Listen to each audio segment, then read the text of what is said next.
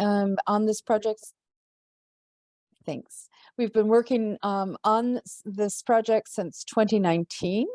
I'm joined by Nodira Said Karimova, our country coordinator in Uzbekistan, and Shemshat Muhammad Koliyeva, our country coordinator in Turkmenistan.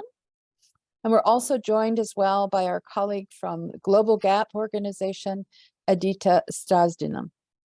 We will be providing interpretation of this session in 2 languages, in Russian and Vietnamese. So please look for the globe sign at the bottom of your screen to avail yourself to interpretation. Please, anytime you have a question, please feel free to put it in the chat. And if we get to a point where we are having a discussion and you would like to take the floor, if you will raise your hand, then we'll ask for your microphone to be activated. So without further ado, I'd like to start our session.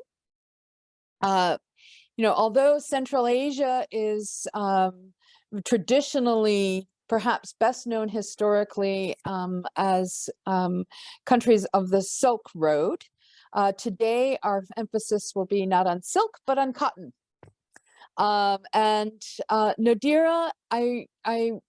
it's so memorable that when I was in Uzbekistan in March of this year, I believe it was March 10th, it was announced that the global ban on Uzbek cotton had been lifted by the global community, recognizing Uzbekistan for eliminating systemic child labor in the cotton sector, in cotton fields and cotton industry. So I just remember that being celebrated as, almost a national holiday. Everyone was jubilant, and they realized really the awareness that this opens up huge possibilities for Uzbekistan. So we saw the government, civil society, the media, and of course the private sector were all celebrating that momentous milestone for Uzbekistan. So to start us off, could you sort of walk us through how we got to that point, and give us a little bit of a background on how that happened? Thank you. Ellie, thank you for introductions. Indeed, it was a very significant and awaited day in the modern history of Uzbekistan under new president Shavkat Mirziyoyev. And there was no coincidence in this. In a relatively very short period of time, the country passed through a very hard work and significant reforms that led to such a progress and this great result. But before we speak about reforms, I would like to give a short historical overview and share my presentation with you. Just a second. Of course, when it comes to technology, it's something unexpected. I cannot see my PowerPoint on the screen.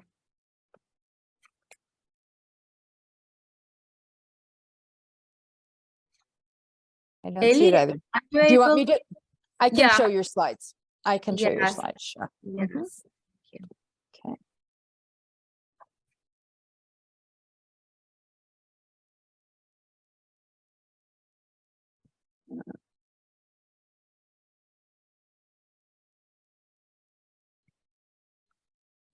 Why don't you go ahead, Nodira, and I'll find the slides, okay?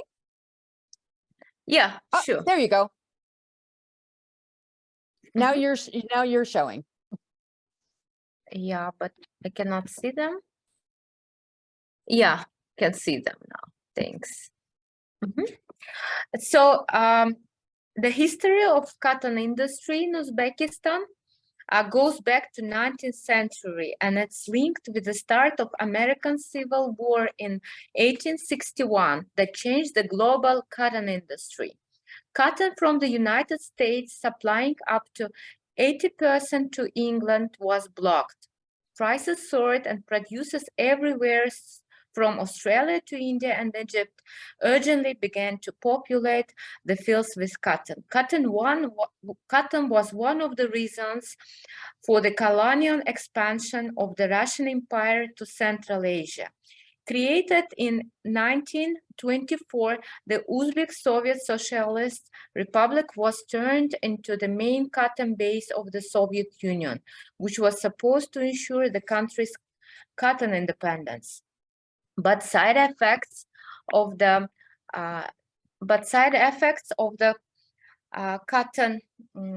cotton industry were environmental and social economic problems. The whole world is now witnessing the tragedy of the disappearance of the Aral Sea. Also, degraded and contaminated soils with toxic chemicals, people who fell ill as a result of the use of chemicals, as well as ingress of salt deposits from the bottom of the dried sea into the air. It was inefficient irrigation and excessive use of water resources that led to drainage of the Aral Sea. Once it was the fourth largest lake in the world. Now it became one of the most important tragic environmental disasters of our time. In the Soviet times, the cotton harvest was organized in a centralized and often brutal way. Labor was needed at a larger scale. Over 3 million cotton pickers participated annually in the harvest. I remember being a little girl and watching how massively population was recruited by the government to cotton fields during cotton picking season.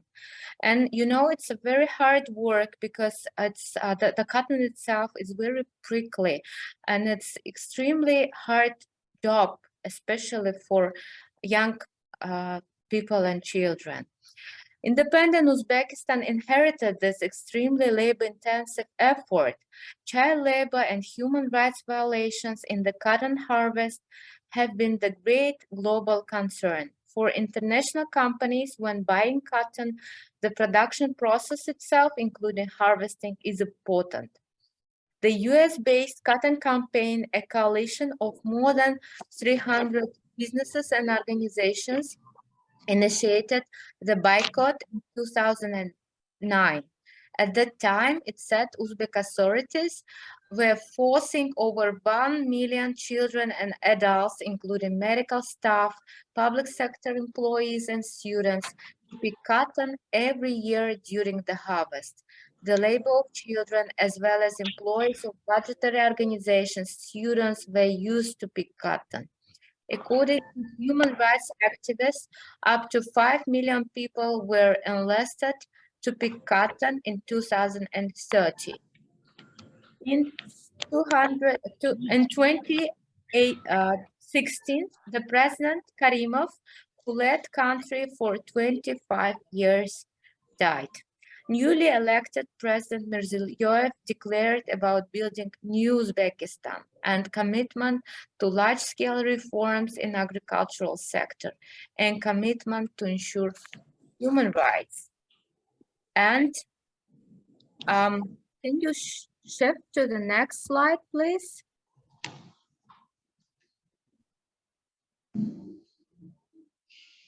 Ellie, can you please shift to the next slide?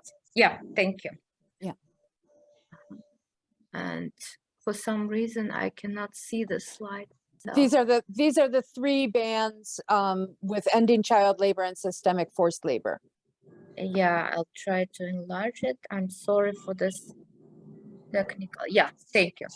So declaration, the reforms directed at ending child labor and systematic forced labor started with declaration of the commitment to end child and forced labor. The government openly declared it to international community about existing problems and commitment. The dialogue with international organizations on labor issues has been expanded. Third-party monitoring with engagement of human rights activists and NGOs was put in place. The government also worked on improvement of regulatory frameworks, in particular on introduction of a new system and mechanisms for ensuring human rights. Three-level system for combating forced labor and human trafficking has been introduced. It included National Commission on CTIP and Forced Labor and subcommissions on CTIP and forced labor, as well as territorial branches of the subcommissions in all regions of Uzbekistan. Regulatory and legal frameworks improved in accordance with international norms, including introduction of criminal liability for the involvement of child and forced labor. Support to labor migrants abroad was enhanced. Reforms in agricultural sector, including introduction of cluster systems, were put in place. As a result of this work, the systematic child and forced labor has been completely eradicated. Uzbekistan ranking in USTIP report was improved. And as already mentioned, on March 10th, the International Coalition Cotton Campaign announced the cancellation of the global boycott of Uzbek cotton. ILO welcomed the Cotton Campaign's decision to end the global boycott of Uzbek cotton products and congratulated the government of Uzbekistan, workers and employer organizations on their achievements in reforming the industry. In line with these changes, in addition to these changes, the government also entered into a number of UN conventions related to labor rights. In particular, government of Uzbekistan ratified 17 ILO conventions and 1 protocol to the convention. In 2019, 3 conventions and 1 protocol to the conventions were ratified. And also, I would like to highlight the role of the ILO third-party monitoring project presented on the next slide. ILO launched third-party monitoring project with support from the World Bank and also played a crucial role in this process. ILO supported a series of trainings on decent recruitment for those directly involved in recruitment of cotton pickers at the provincial and district levels. ILO projects facilitated dialogue between the government and human rights defenders.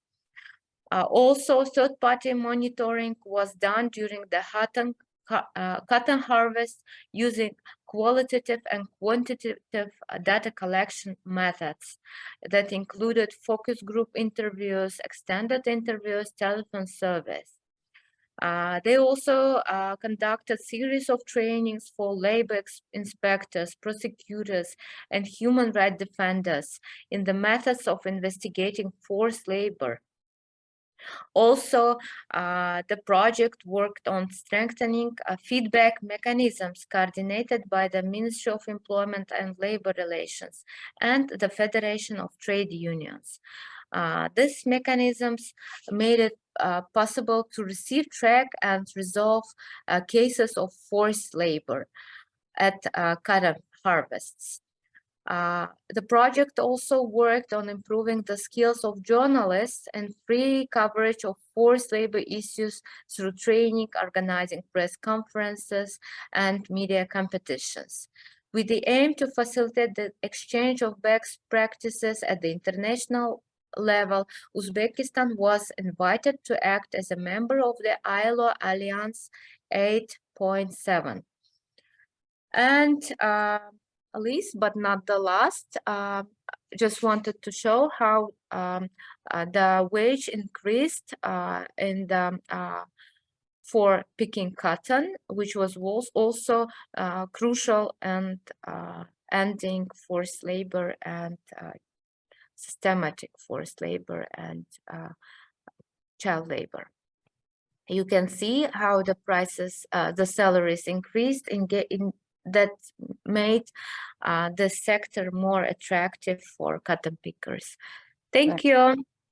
Thank you so much, Nadira. That was fantastic. And it was a great historical excursion on how we got to the point we are today, but also emphasized not just the whole of government approach, but the whole of society approach to really be coming to this milestone.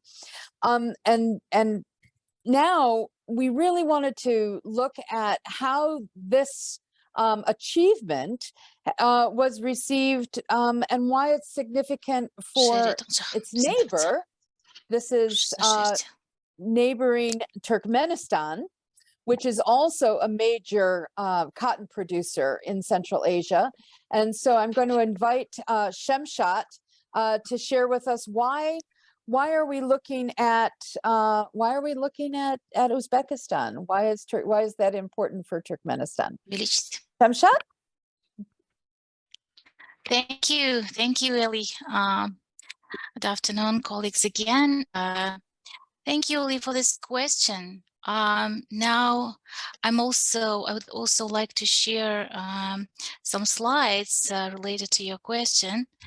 I would like to note that our program traced the success of Uzbekistan in this direction long before the complete lifting of the ban on March 10 this year.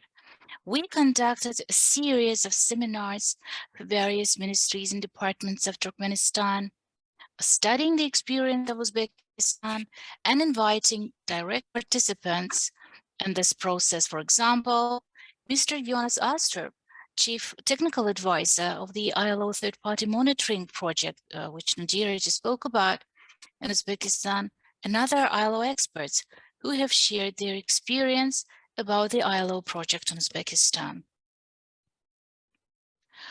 Our program, as I said, has conducted a number of activities aimed to address related issues. We conducted awareness-raising seminars jointly with the Office of the Ombudsman of Turkmenistan on the importance of international labor norms for policymakers, executive bodies, and the private sector. We shared international best practice on remediation mechanisms, inviting as a speaker the representative of Uzbekistani Business Ombudsman's Office.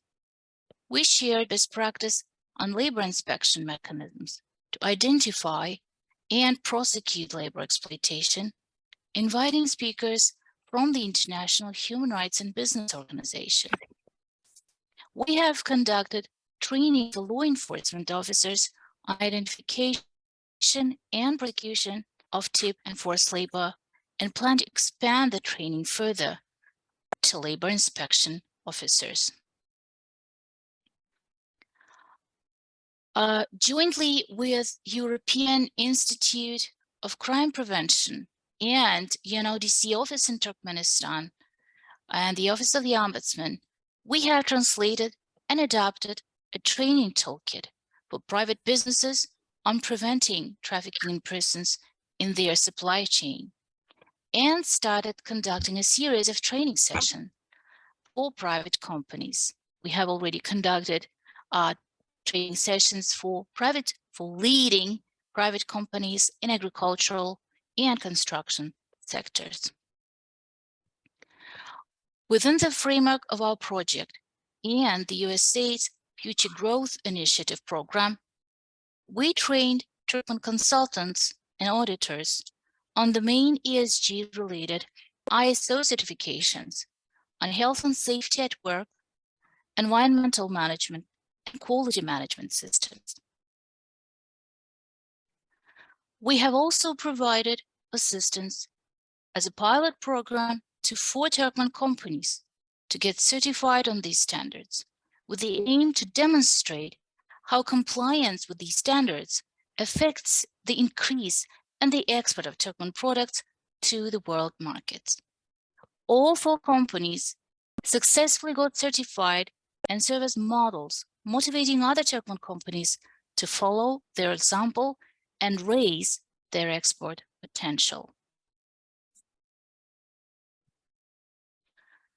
The news about announcement that the ban on Uzbek cotton was lifted by the global community on March 10 was perceived by Turkmen stakeholders as strong motivational impulse to learn Uzbekistan's best practice in addressing this issue.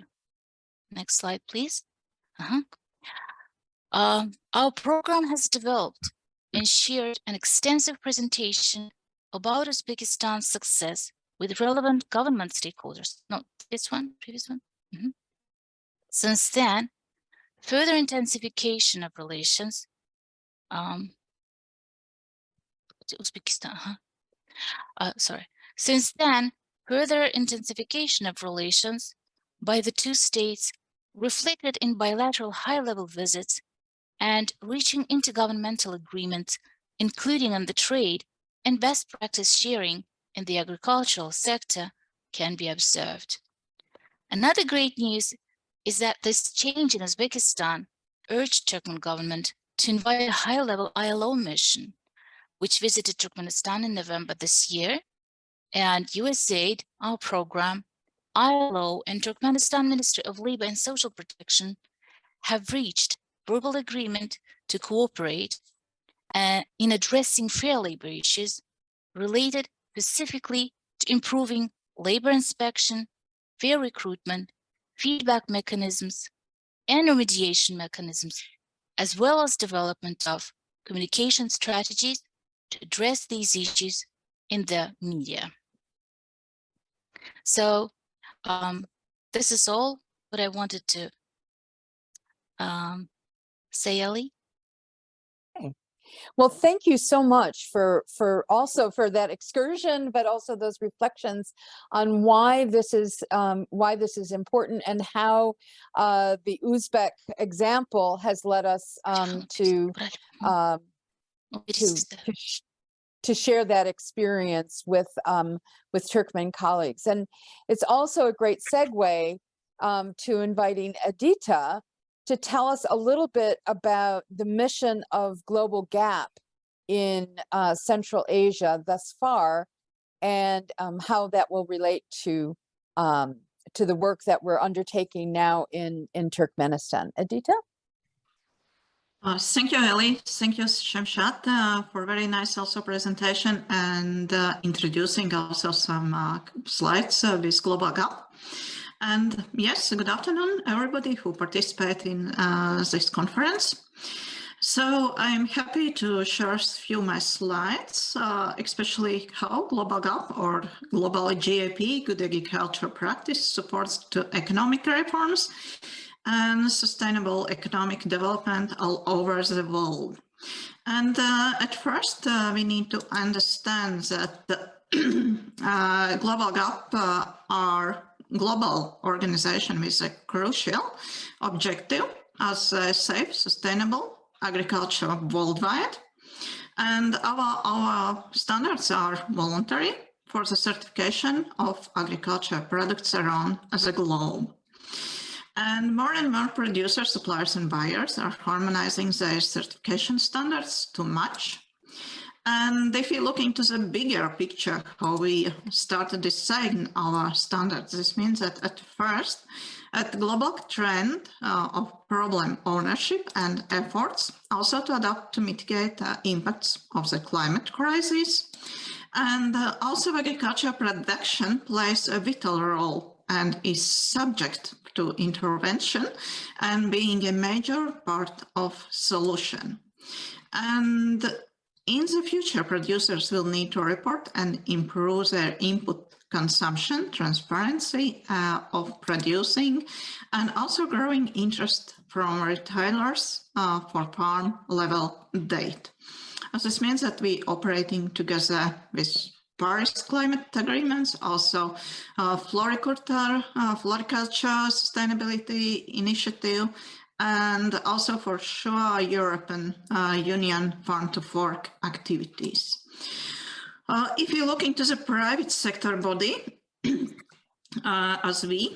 which sets voluntary standards based on good agriculture practice that are globally acceptable, not only in European Union, but also all over the world.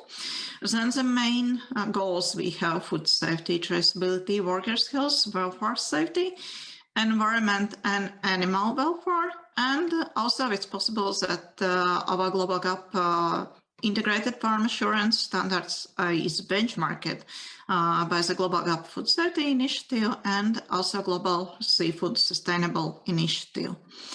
And basically, if you look into the standards, we have the local gap, which means the primary farms assurance, as the first steps to the global gap certification. And those farmers who start those first steps, they are not certified, but just get the confirmation letter about confirmation to the first steps of the standard. Then we have basic standard, which we call global gap. And to this basic standards as the integrated farm assurance, we can add also a different part of the standards, which not operating as a standalone standards, but just add-on standards. This means that we have 3 main products, also with 40 plus standards and programs, and more than 700 products available for the certification. Then a little bit about how we're operating and how we're working all over the world. And also the newest for us, we have environmental sustainability as a major focus, and we have a new version for the basic standard integrated farm assurance as a version 6. And this means that we already added new sustainability topics, as this means that greenhouse gas and climate change, ecosystem restoration, food waste management, plastics management, carbon neutrality, deforestation prevention, animal welfare, the farms as an agriculture ecosystem, and also continuous improvement. And also we had updated sustainability topics for integrated farm assurance standard version 6 as biodiversity, integrated pest management, soil management and conservation, water management, energy efficiency, waste management, fertilizers and plant protection products. Also, we can see the industry challenges. This means that we have a very big focus to the workers' well-being in primary production, and this is under scrutiny. This means that first we have supply chain risk as a major concern for brand owners, retailers, and suppliers. Also, stakeholders are looking for cost-effective tools to manage social risk at the farm level, including undocumented workers, exploitation, and child labor. And also voluntary social standards represent a practical resource for producers and lead to trusted certifications that facilitates transparency for buyers. And also the increasing range of farm assurance standards that producers are expected to implement results in audit fatigue. The supply chain requires tools that complement razors and complete with existing certification.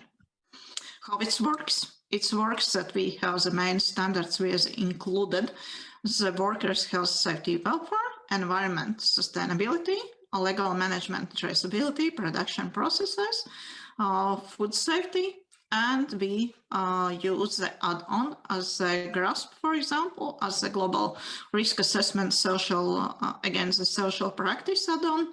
And this builds additionally this 64 principles and criteria in our 4 key topics: workers' voice, human and labor rights indicators, human and labor rights information, and also child and young workers protection. So this means that producer can access, improve, and demonstrate their responsibilities, social practices through a simple but robust evaluation checklist. Also, evaluation complemented by the national interpretation guidelines, which we can develop it in each country, and also covers the main topics of the United Nations guiding principles on business and human rights and the International Labour Organization core labor conventions. How we operating? We operating in different countries with the projects for collaboration.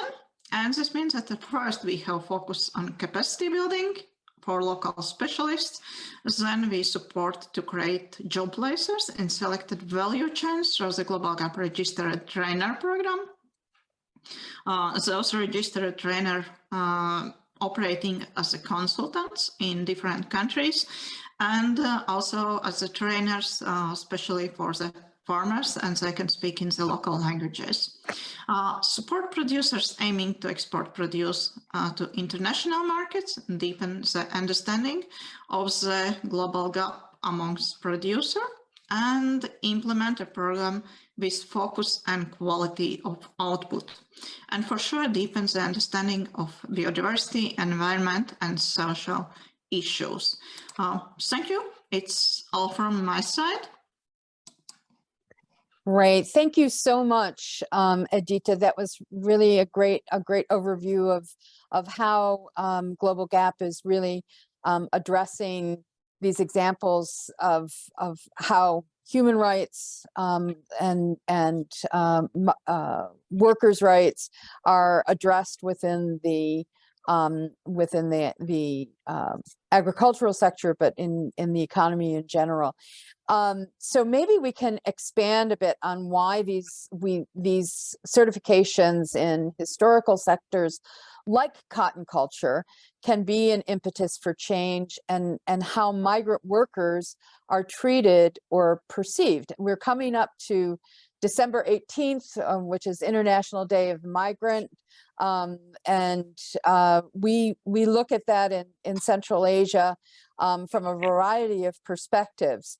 But Nadira, in Uzbekistan, we've seen this combination of political will and international and civic monitoring has played a huge role in Uzbekistan's transformation of this sector.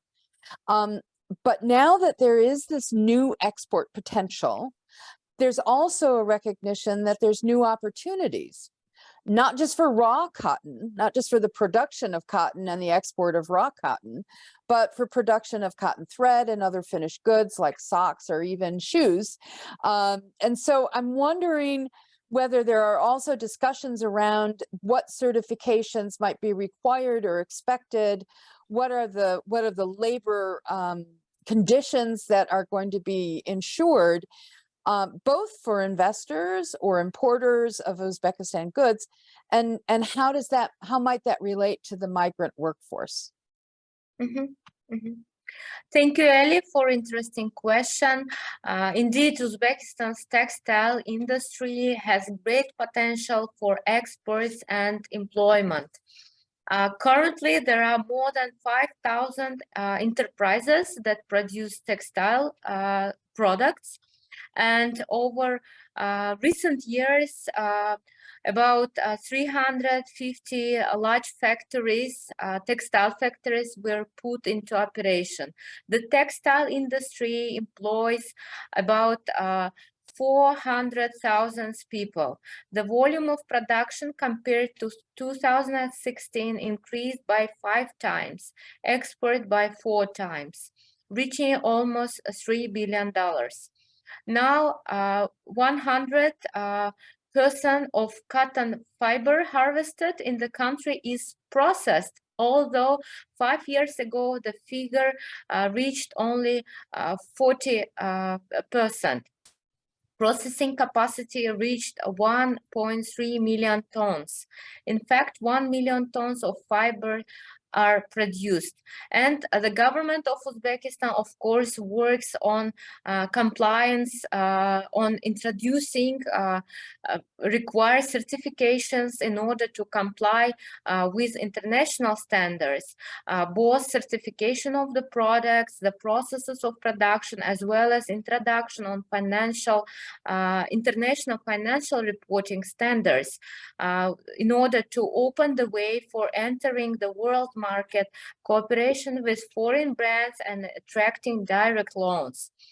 Against the backdrop of changes in supply chain from traditional markets, Uzbekistan has the potential to become an attractive country supplying textile products.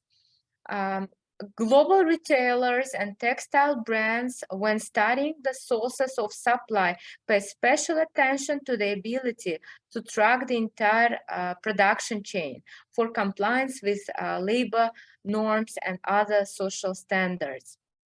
It was recently reported that Uzbekistan plans to send delegations, business delegations to Germany, Spain, Korea, China, and Bangladesh to negotiate with such major brands as H&M, C&A, Felk.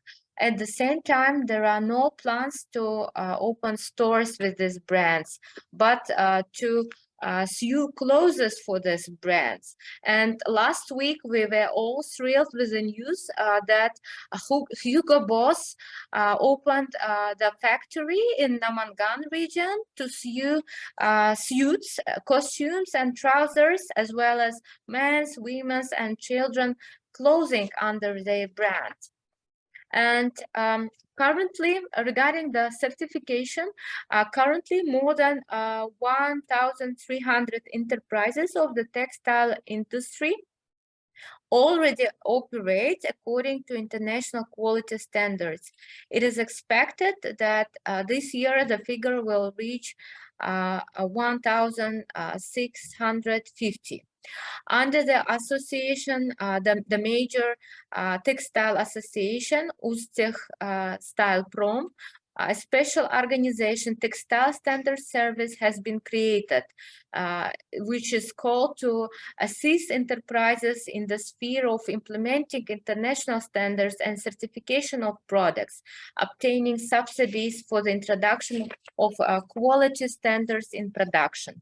Currently, international standards and certificates such as ISO 9001 to 2015 are implemented in 1,100 enterprises. 45 enterprises has certification from OE Codex, 12 with BSCI, 6 with GOTS, 7 with SEDEX. A representative office of non-governmental organization Better Cotton Initiative will soon open in Tashkent, also with the aim to further support introduction of the required certification for the textile industry and a decent introduction of the decent work standards in supply chains. And coming to the second part of your question regarding the influence of this strengthening of textiles industry on migration. Well, I should note that Uzbekistan is a migrant sending country, not migrant receiving country. And we expect that the boom of the textile industry will let a local population to find decent job opportunities inside the country.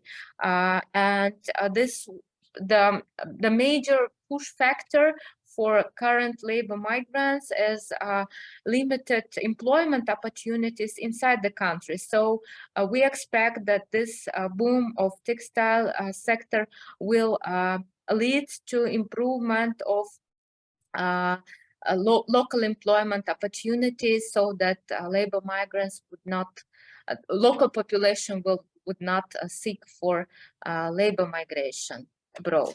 Yeah. Yeah, no, I think that is really the major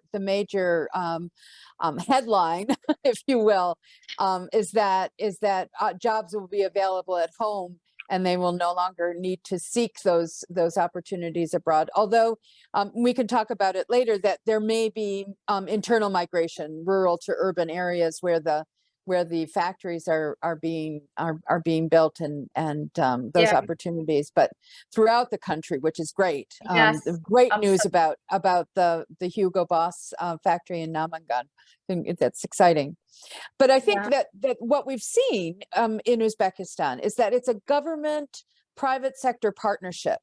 It really is a recognition that working together, they can improve the economy and the standard of living for Uzbek citizens together. And that's very exciting. Shamshat, I know that, you know, the potential for increased exports is one of Turkmenistan's aspirations. And we've just started this work with the National Technical Working Group that you've helped establish under the standards of Global Gap with the Turkmen government. But it also includes NGOs, private sector partners, and though this is just getting started, maybe you can share what the expectations are. And again, I think, you know, looking at Uzbekistan's as a neighbor, the steps that this has led to, how this aligns with the current legal obligations regarding labor practices, the role of labor inspectors, or the legal framework to allow both for agricultural laborers inside Turkmenistan, but also, you know, potentially goods that might be produced as a result. You're right, Ellie. Thank you.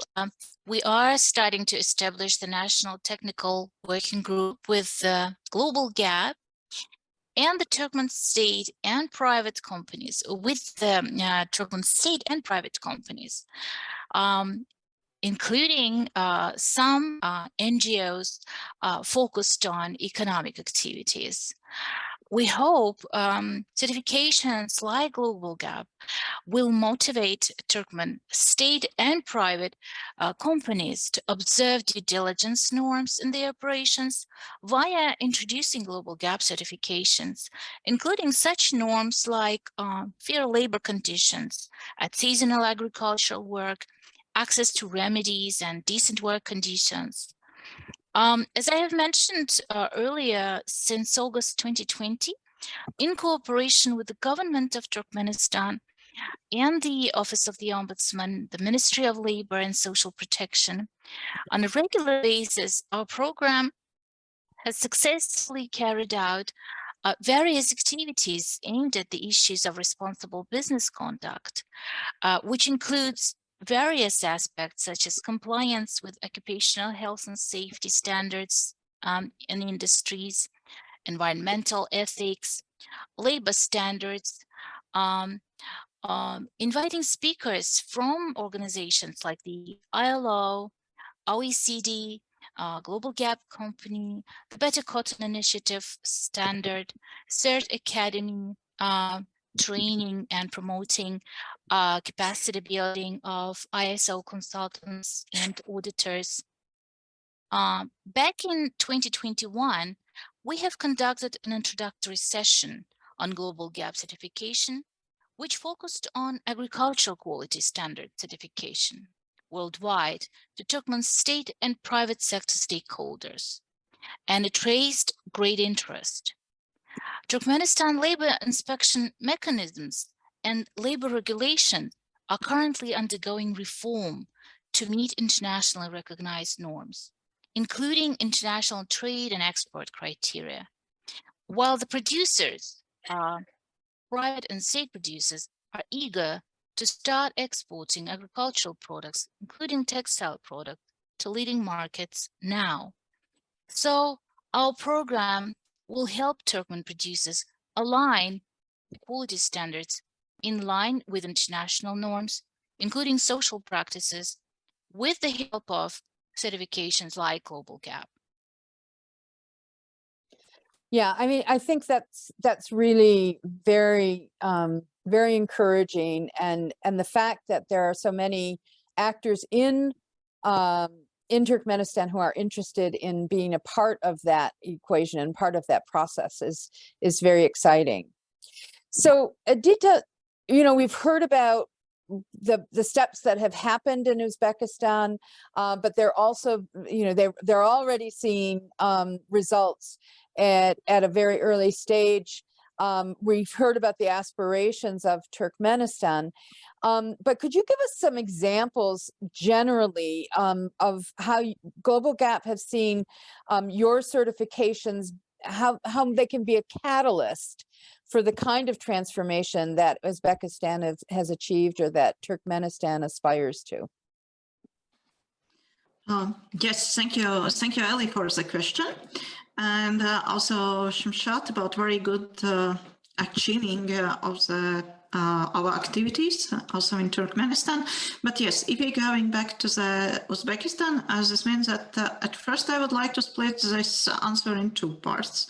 As the first could be as relating to the training and awareness raising in all sectors, both among legislators and farmers, pointing out the cornerstones of the standard setting, such as the Codex Alimentarius, International Labour Organization, FAO, European Union regulations and directives.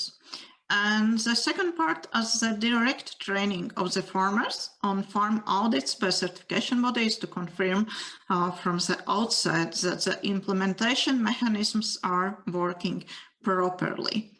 And if you look into this approach, what we have taken in several Central Asian countries from the meeting, at first at the ministerial level and discussing about the implementation of improvements of relevant legislation to the setting up working groups, where training of the members is also included. And if you look into those good examples, as for example, Uzbekistan projects, if we're starting with the scoping mission, we just understand which legislation not work properly.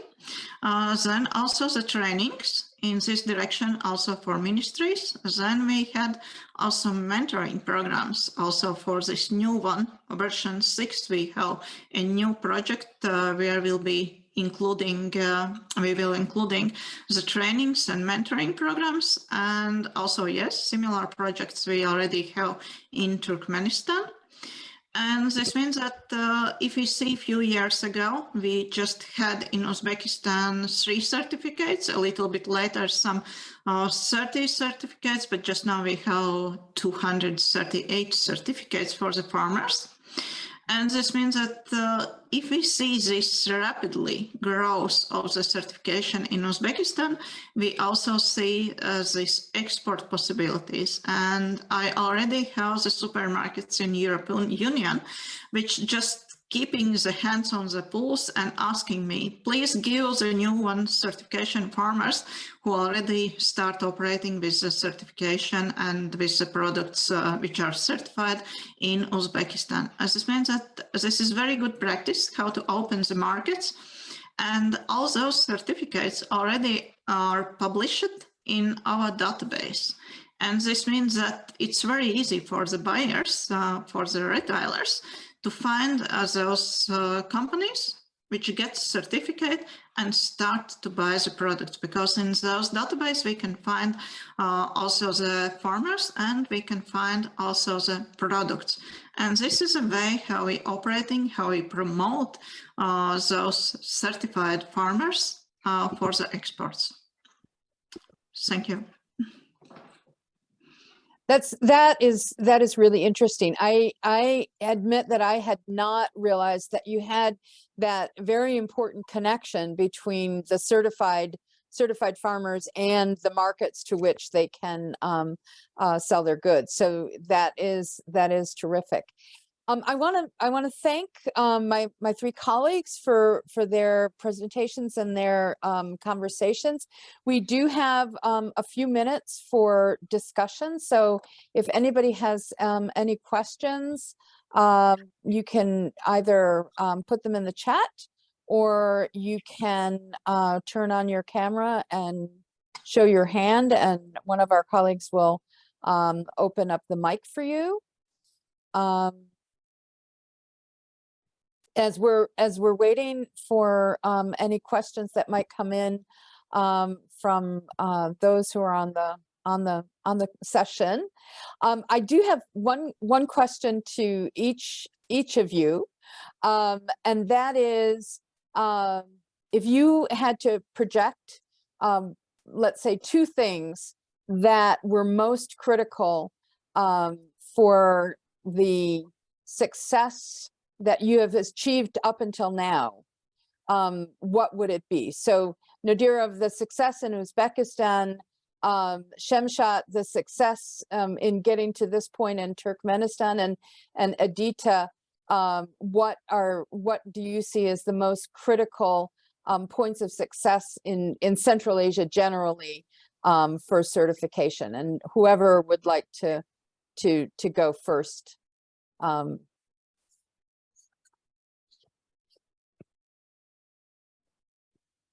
Or I'm going to put you on the spot, Nadira. I can or Shemshat. Great. yeah, I can Yeah. start. Two major things you mentioned. Well, first of all, I would like to mention that the first thing I think is rising political will, backed up by the success of our neighbors like Uzbekistan, and at the same time, as a second major area is the strengthening private sector in Turkmenistan and the government support provided to the private sector, and the understanding, very rapidly growing understanding by the private companies, especially agricultural companies, on the benefits of expanding geography of exporting Turkmen agricultural products, because production throughout the year of agricultural product is relatively cheap because of the we are a gas-rich country.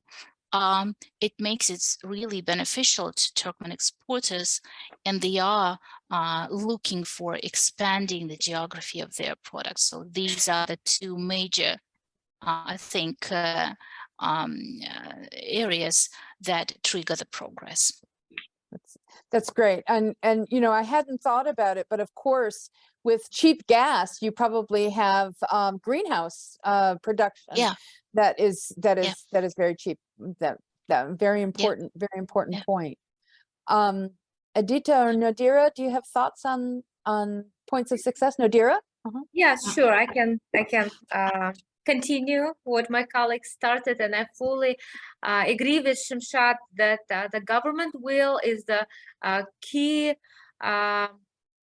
point of the success, because most of the things that have been done are like only instruments of achieving the stated goal. But the most important in this process was the goal itself. It was a government will which was supported and I would say driven by the aspiration to enhance employment opportunities in the country, to start processing cotton, raw cotton into ready textile products. I remember myself 15 years ago when I worked at the Center for Economic Researches, and this center developed and prepared several researches for the Cabinet of Ministers and policy advisors.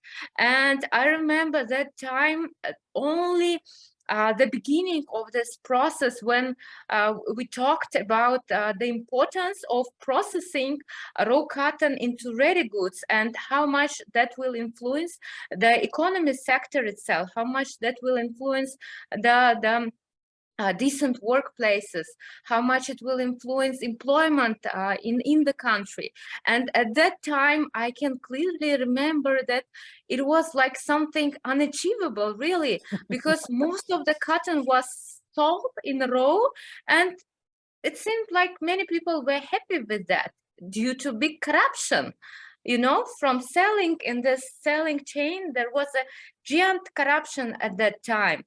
And as a workers of a think tank, it was like something unachievable. But now 100% of all cotton is processed into textile and then to ready goods. And I can see how this process evolved and evolved and during recent 5-6 years only due to government will.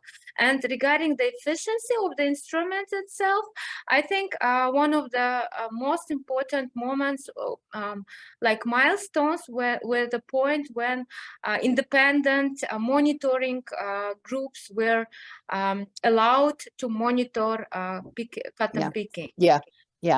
Human rights activists, NGOs were allowed to monitor without any penalties for that. I think that was really crucial, and it also shows how important it is to let the civil society to monitor the processes of democratic processes in the country. No, that nexus is very, very important about the feedback to government agencies and offices on what the potential is, and being able to influence that and being part of the solution. I think that is really crucial. Adita, maybe you have another perspective on that, in terms of some of the other places that you've worked in the region. Yes, thank you, Ellie. I would say from the certification option, this means that what we're missing maybe, I see the integrated pest management, one of the bottlenecks, also in the legislation, also in the applying of the personal protective equipment. This means that it's quite crucial questions when we get to the certification, and especially also at the training time in the farms.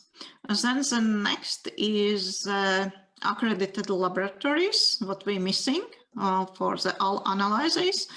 This means that it's also quite important that we can see the standard ISO 17025 accreditation or equivalent, but yes, we're still missing those laboratories where we can just send very quick samples from the farmers. And then also I would say that sometimes we're missing this understanding and awareness about standard necessity between just farmers, agronomists in the field, and exporters. This means that farmers say, okay, I can just produce my product and I don't care where I can sell. But for exporters, it's quite important that they get certified product. Therefore, it's connection between the farmers and certification organizations, certification bodies, and exporters. It's must be more close and close.